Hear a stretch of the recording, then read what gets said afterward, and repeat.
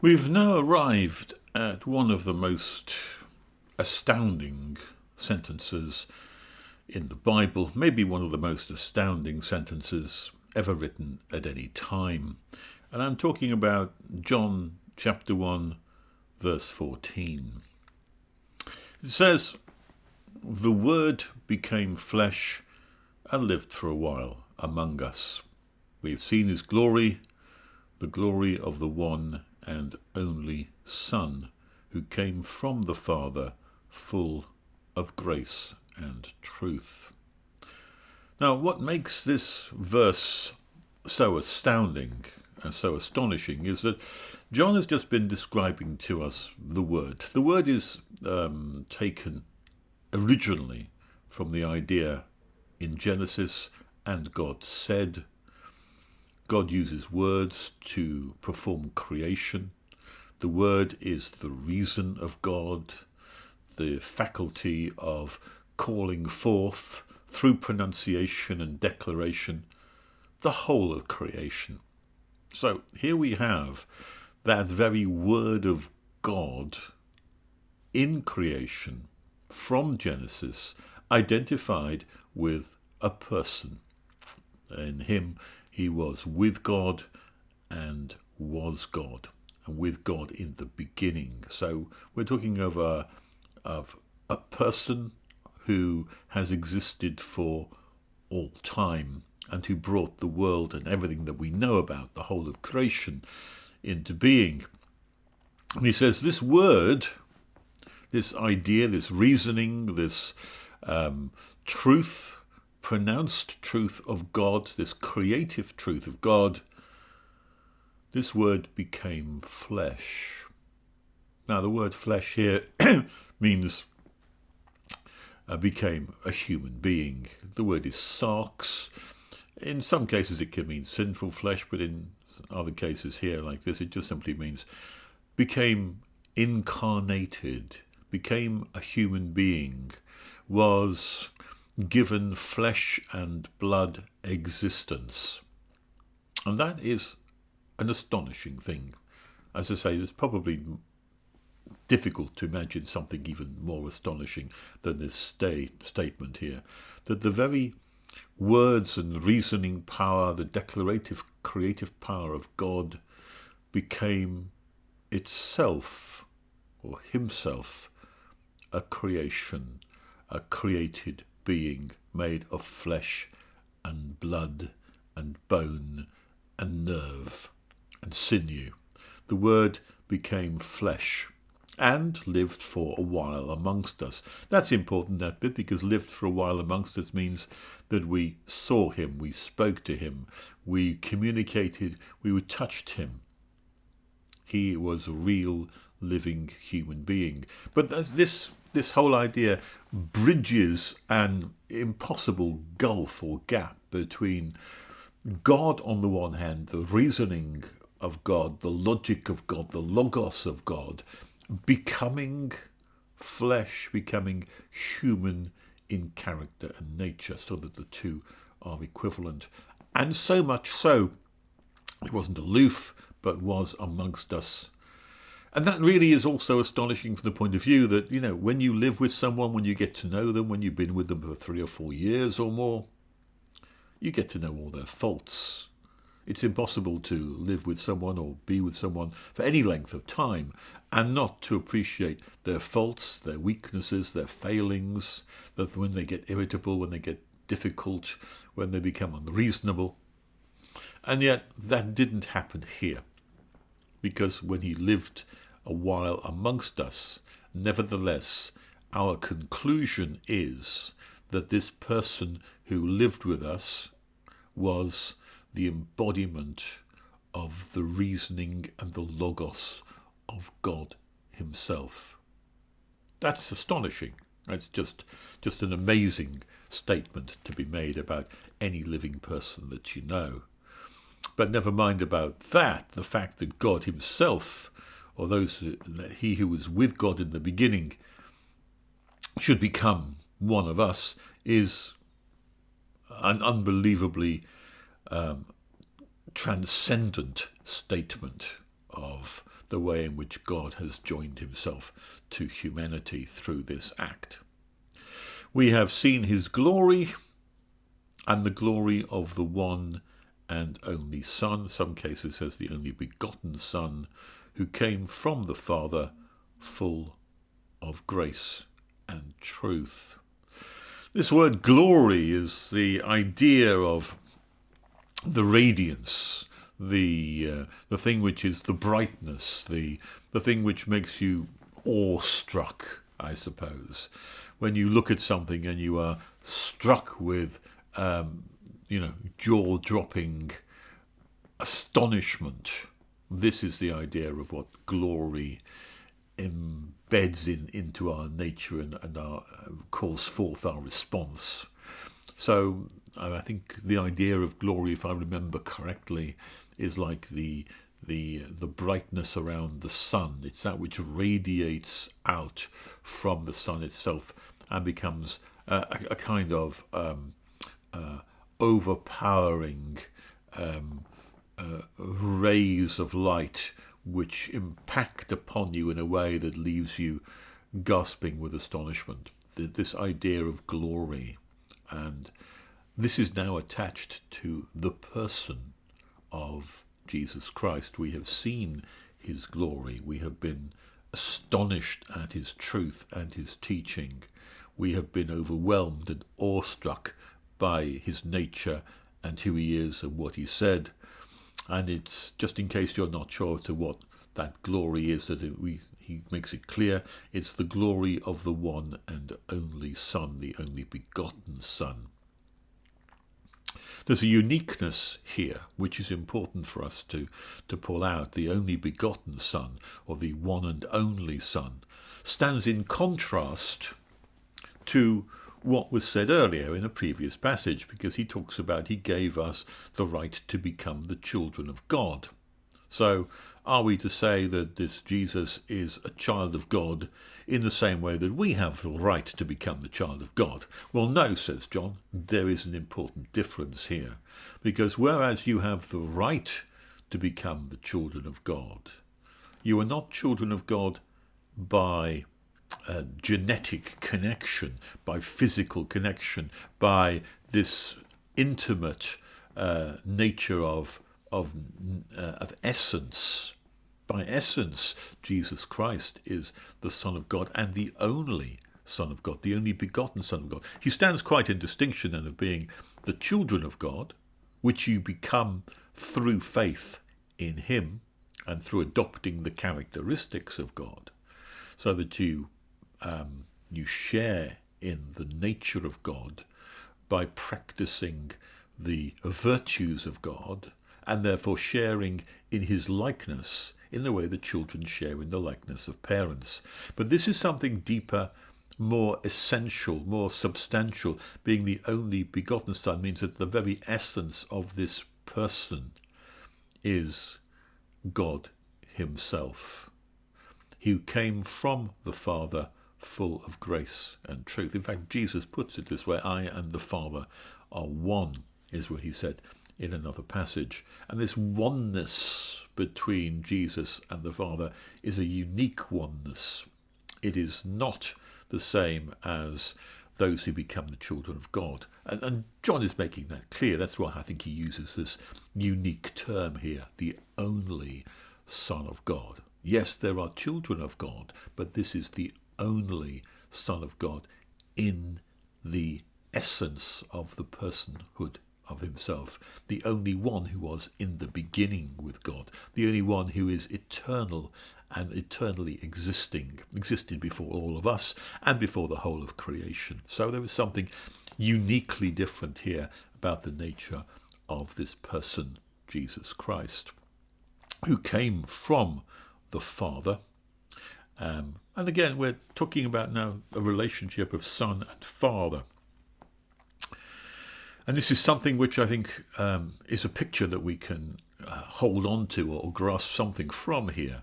Because in human terms, a father produces a son, and the same essence and nature that the father has is passed on to the son. There's a strong physical, genetic connection between the two. One has produced the other in a real physical sense.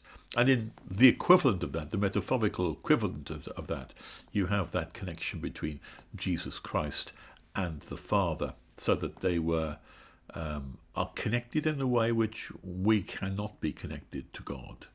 We are created beings, and he is an eternally existent being. That's the nature that John is pointing out to us here. Quite a different character to ourselves. He came from the Father because, as John said at the beginning, he was with God and he was God.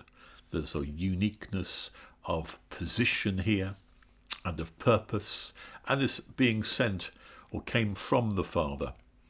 Not quite the same as John, who was sent from God, because he came from the Father. There's a kind of autonomy involved here as well, whereas that didn't exist with John. John was sent and told to do a particular job, whereas there's not that same implication here. He came from the Father. And the implication is that there is a kind of an autonomy, a desire, a self-purpose to this event. And he says, full of grace and truth. You have to understand the word grace, not in our modern day sense of being graceful like a ballet dancer, but grace, of course, means that which is charitable. Charitable meaning the idea of a freely given gift, something which you don't deserve, something which you don't merit, something which is quite undeserved on your part, and yet a gift is given to you without any thought of this being a reward. This is simply an act of charitable kindness. That's the best way of looking at grace. And truth being a clear statement of that which corresponds to the reality of the world. If anyone has a proper understanding of the reality of the world, then it has to be God and that word of God, which is essentially the embodiment of truth itself, that which corresponds to the facts of the matter. That's the nature of truth here. So we have now a person, an embodied person, who has become flesh and who embodies the kind charity of God in coming to us, and who speaks only the words of truth. He is, after all, the Word. And the Word is, if nothing else, an embodiment of truth, or a statement of truth. So everything that Jesus says is the truth, which is why he made no other claim than to say, I am the way, the truth, and the life. Very powerful claim, very astonishingly deep claim, to claim that whatever I say, you must take as truth, because that's what it is. But that's what it would be if he is indeed the Word of God. What else could it be? Switching back again, and John has this backwards and forwards motion. He starts off talking about the Word and Jesus, and he comes back to John, who was in the world, John the Baptist, and then he comes back to the Word again, and now he flips back once more to interleave this idea with John, and he says in verse 15, John testifies concerning him. He cries out, saying, This was he of whom I said, He who comes after me has surpassed me, because he was before me. Now, John the Baptist then, giving testimony, John testifies. Testify, again, we're back in the situation of a law court here. We're back in the situation of someone who is being a witness, someone who knows of what they're talking about, basically. To testify, you have to know what you're talking about. You have an expert witness in a trial because they have experience of something and they can testify to what they know. John testifies concerning him that he cries out, saying, This was he of whom I said, that he comes after me has surpassed me, because he was before me. And again, the writer of John's Gospel is very keen to point out that there is no equivalence here between John the Baptist and Jesus Christ. They may well have had followers, each of them. They may well have even been rivalry between the disciples of John and the disciples of Jesus, as we've given some hints that that might have been the case. But John is making it absolutely clear here that the role of John was far inferior to that of Jesus Christ, that he's no more than the precursor, the one who's preparing the way for someone like cutting a pathway through a wood or a forest. He is the one who has prepared the way for Jesus to come, and therefore serves no other purpose than that which is a herald or a harbinger. So he said, he who comes after me, because John came first to prepare the way, he who comes after me has surpassed me. So we have that very clear idea that there is no equivalence here between the two. He surpassed me. Why does John say he surpasses me? Because he was before me. So there's this paradoxical statement which you're presented with here. The idea that John came first, Jesus came second, following after John, but Jesus is surpassing John. Why? Because he was before John. Doesn't make sense on the surface of it, but of course we're referring here to the fact that Jesus is eternally existent and was in the beginning with God, even before creation. So in that sense, he was before me. He was before my very existence. Even John the Baptist is declaring the same thing as John the Evangelist here, that Jesus was existent even before creation. And for that reason, says John, that's how you know that he surpasses me. I'm a mere creature and a part of creation, but Jesus has existed before creation, indeed brought all of creation into being through the statement of the Word. From the fullness of his grace, verse 16, we have all received one blessing after another. So we're talking about the fullness of grace. Remember we said that grace was the unmerited kindness, the unmerited charity that we have been bestowed by the coming of this Word into the world. That's how John puts it. That from that unmerited and undeserved favour of God, we've all received one blessing after another. A blessing here is the idea of making one's life better, or making one's whole existence enhanced and improved.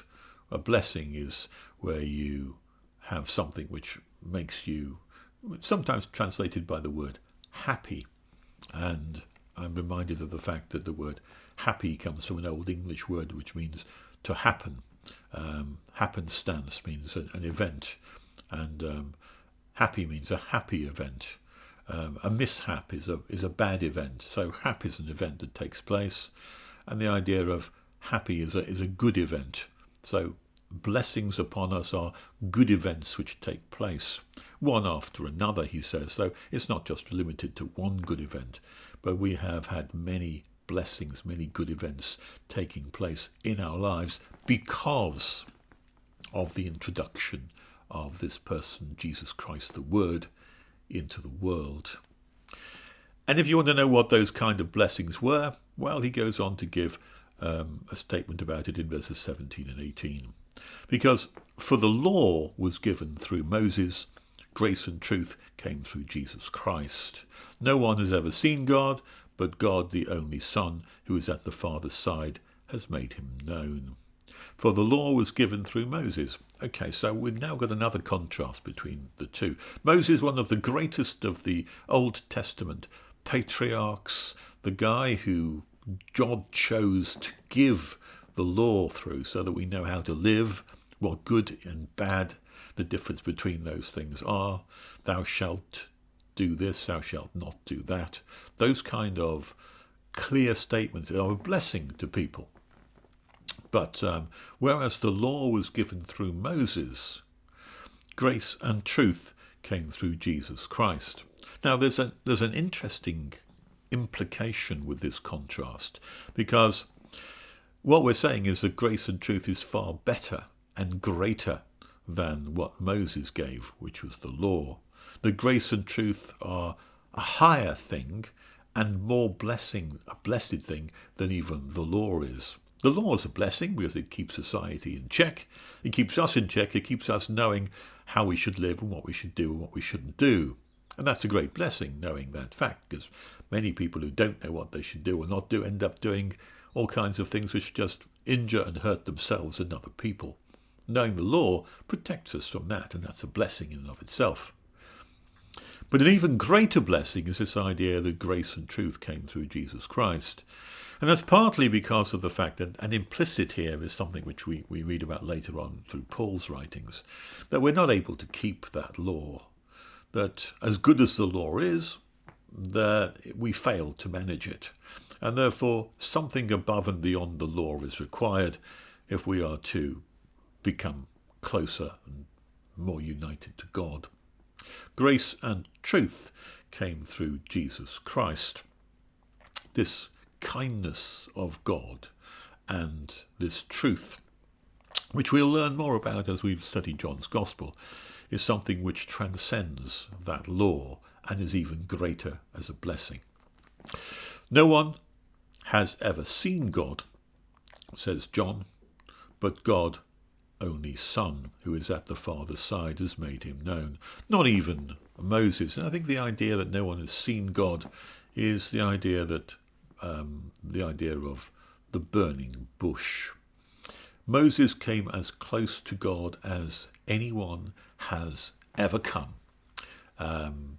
Moses encountered God in the story of the burning bush, but he never actually saw God himself. He encountered God on the mountain of Sinai, where the law was given, but he never saw God face to face.